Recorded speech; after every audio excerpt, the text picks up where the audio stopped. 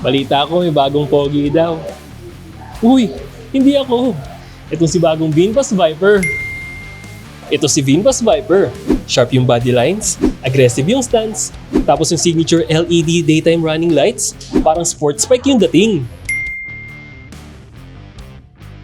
Powered by 5,200 watts motor, siguradong hindi ka maibiting kaibigan. Top speed, hanggang 90 km per hour. With 0 to 50 km per hour in just 6 seconds. With 1,150 length, 712 width, at 1,122 height in millimeter.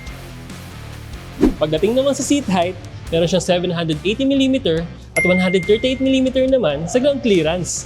May 10-liter storage na hindi lang kasya ang dalawang baterya, meron pa siyang space para sa mga personal mong gamit.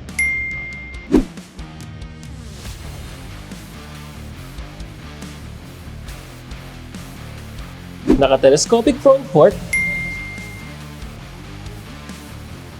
tubeless tires,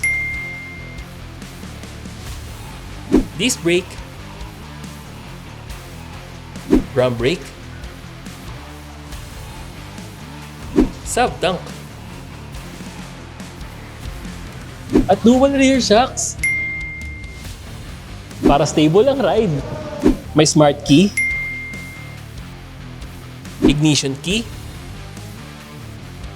USB charging port, at smart TFT full color display para klaro ang speed, battery, at ride info. Meron siya 112 kg with dual battery pero kaya hanggang 200 kg load capacity. Available siya sa red candy tone, white cyan, black solid, yellow sand, at cement gray.